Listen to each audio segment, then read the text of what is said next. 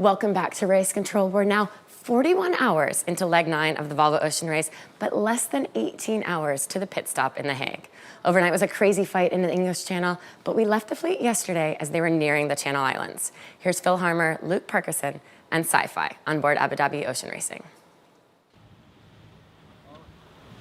We're in the English Channel.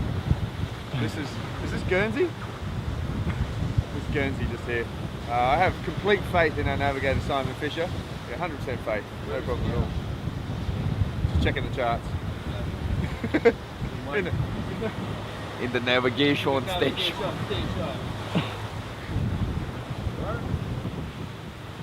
Lots of current. It makes us go warp speed. That's the magic carpet ride. A bunch of currents and rocks. It's a bit like sailing around the Channel Islands, which is where we are now. No, it's quite cool around here. It's probably the bit one of the bits of the world with the biggest tidal range. Tidal range will be like over 10 metres. So yeah, it means a lot of current. And we're currently going down the Big Russell, which is the gap between Herm and Sark. And yeah, when the tide gets going here, it really does get going. You can see, you know, 8-9 knots of current. Right. Hopefully we're going to hit warp speed, yeah. We've got 3.5 knots of current. As Sci-Fi said, as they raced through the Channel Islands, the tide was in the fleet's favor. Team Alvi Medica still led as they all picked a narrow path between the smallest islands on their way out into the English Channel. The breeze built from the west, allowing for a nice downwind flight. But there was the huge decision, which side to pass the English Channel TSS zone. The routing said south, and Team Alvi Medica was in a good place to cover those behind. But the threesome of Dongfeng Race Team, Montfray, and Team Brunel all lined up to go north. Alvi Medica stuck to their guns, and the rest of the fleet went with them on the southern French side. It's been downwind with westerlies since the turn of the channel, and they're all loving the 30-knot winds and fast downwind rides. Which side will pay, though? That's the question. I'm joined today by Matthew Sheehan, yachting world racing and technical expert. Thank you so much, Matt, for joining us. We're talking about this English Channel split. What do you think of the split, and which way do you think is going to pay? Well, it's really tricky, isn't it? I mean, incredibly tricky. At the moment, it's looking like the northern side might pay. At the moment, they're having a little bit more difficulty, just looking at my tracker, down in the south side there. You can see just from the tracks how they're having to jibe and fiddle around a bit to the south of that exclusion zone. But I think one of the key points of several, but one of the most important points is that it looks okay up at the top on the northern side of it at the moment, but don't forget they've got to get around the top of that exclusion zone and then head east. So it may be that whilst they look great at the top at the moment, they've still got the extra distance to go. Okay, well, you're saying the north side. We've got right now Dongfeng Race Team on the line. They're on the northern side, joined by Eric Peyron. Eric, can you hear me? It's Jenny in Race Control. This is Jan. You're going to talk to Eric? Ah, perfect. Thanks so much, Right Jan. now. Excellent. We can see you just on the back of the boat there, and it looks like Eric is driving. Eric, hello, and thanks for joining us while you're on the wheel. We'll try not to take too much of your time. Our main question is, why did you guys pick the northern side? What do you think is going to work out up there? As you guys can see, the feed has just frozen, so it looks like we just lost Dongfeng Race Team, unfortunately. Okay, so Matt, you're thinking the north side, and you're saying because they're jibing a lot in the south, but what about the current? I hear there's also possibly less current against them on the northern side, and we know there's huge tidal differences, at least in the English Channel. Yes, one of the issues is that on the northern side there's probably less tide, as you say, up there, less current. One of the other problems is that it's a slightly northerly breeze. It's an offshore breeze coming off the UK, as you can see from there, and it's notoriously patchy as you go along that shore, and you can get stuck in a few holes left, right, and centre. Whereas to the south, it's cleaner breeze and the potential for slightly stronger tides. But I mean, we're talking tiny differences here, and you know, it's going to be very, very difficult. Well, it will have been very difficult to pick which side is best. But at the moment, I think the north is looking better. Personally, I would feel more comfortable being to the south, but there's very little in it. Yeah, as you're saying right now, looking at the tracks, the North has been able to sail straight, the South having a lot of jibes this morning. But we had an interesting decision-making process yesterday on board Team Vestas Wind with Nikolai Sehested trying to help navigator Tom Addis make the decision of North versus South. Now we're in the channel sailing towards Netherlands. We have France on one side and England coming up on the other side. And we have a big choice to make. So there's this rule, the exclusion zone, a traffic lane or something that we can't sail into. So we have to choose if we go on the France coast or the English coast, and then we pretty much have to stick with it for 130 miles. It's quite a long way, so if you make a bad choice, this leg is going to be over pretty quickly. Down, it just follows the land basically. Not as strong as we get here, but I reckon. I don't want to make life easier for our navigator Tom. He's having a hard time choosing, so I made some points. It's called England versus France. England has muffin, France has croissants. That's the win for France. England has David Beckham, France has Zinedine Zidane. England has James Bond movies, France has the Texas movies, you know, the funny taxi movies where they speak French, not the fake one, the real ones. And England has Spice Girls. France has Carla Bruni, you know, the chick who used to go out with Sarkozy. You know her?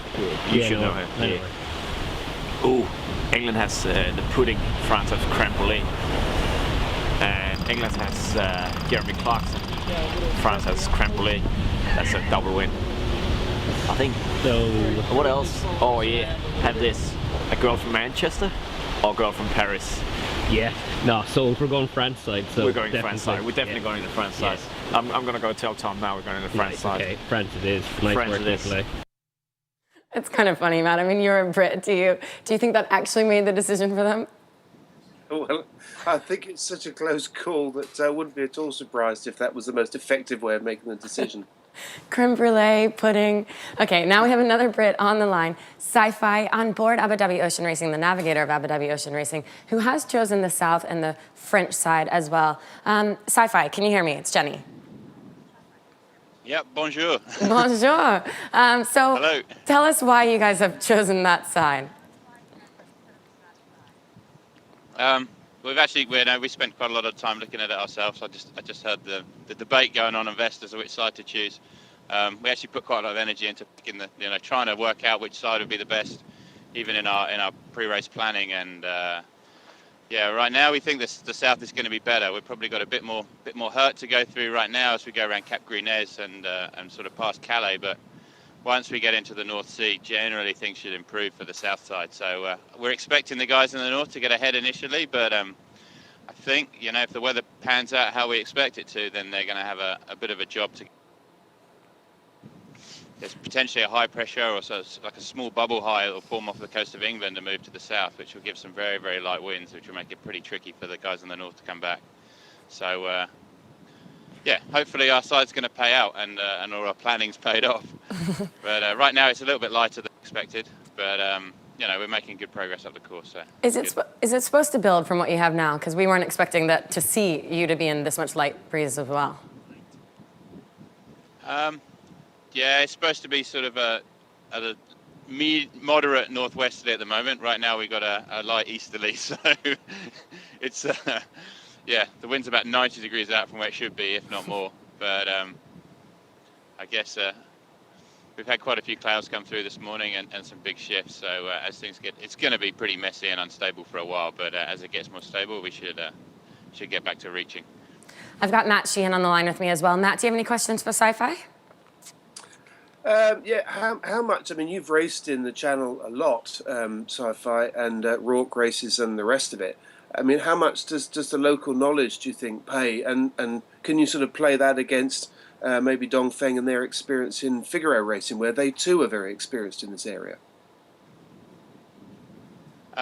Certainly in the first part of the leg, I think all the French guys' Figaro experience would have been pretty invaluable.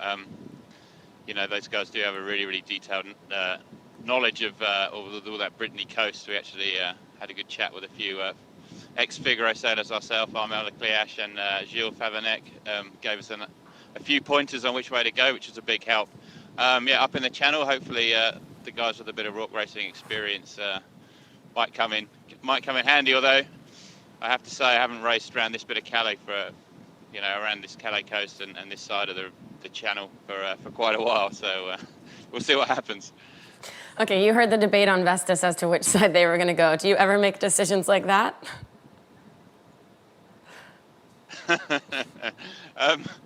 Yeah, I guess we might do, but no, not in this instance. But I'm sure there's decisions that, can have similar factors. Okay, final question. What do you think your ETA is into The Hague tonight? I would say probably, given that we're going slow at the moment, it could be, with the wind, it looked quite optimistic, and it looked like we might get there like 7, 8 o'clock. But I'd say it's probably closer to midnight or a bit later if we go slow through this next bit. Although going slower means we should get a bit more current under us. So there's lots of factors at play. We'll just have to see how we go. Excellent. Well, good luck as you go forward, and we'll talk to you tonight as they're arriving into The Hague. So, Matt, we weren't expecting to see it to be quite that light. We were thinking it was still about 20 knots, even 15 knots, and of course now they're in, it looks like about 6 knots. How does that affect the strategy of the two sides? Well, I think you'd want long fingernails first because you're going to be chewing quite a few of them off as you go up the English Channel. I think the other thing is, I don't think that many of these sailors will be that surprised to see it go a little bit weird. This is the English Channel. There's a lot of land mass around. There's the English, there's Britain on one side, there's France on the other, and we've got a high pressure system coming in. So there is the influence of the land as the land heats on both sides. It makes the channel a notoriously tricky place to sail. So I think that's they won't be surprised at that. But I think one of the other factors that's interesting about this leg and will be really preying on their minds is that, yes, okay, they've got to read the weather right, but they mustn't get too carried away and lose track of where they are, because there are these traffic separation zones up the channel, and it would be very easy to stumble into one of those. And we've already seen how costly that's been on points on previous legs. They are not allowed to do it. And there's a very, very narrow gap, particularly for those going up the French side. So it would be very, very easy to end up in a separation zone and then have points against you, and all the repercussions that come with that. Yeah. Well, it looks like at this point the northern side is gaining, but it is going to be a longer route around once they get towards The Hague. So we'll leave it there for now. Thank you so much, Matt, for joining us. Thank you guys for joining us online. We'll be back at 4 p.m. UTC. And as we heard, the ETA tonight from Sci-Fi is about midnight. Let's keep our fingers crossed. It should be sooner. If you're in Holland, make sure to get down there. Welcome the fleet in. Otherwise, join us here for the live arrivals and see us here at 4 p.m. UTC.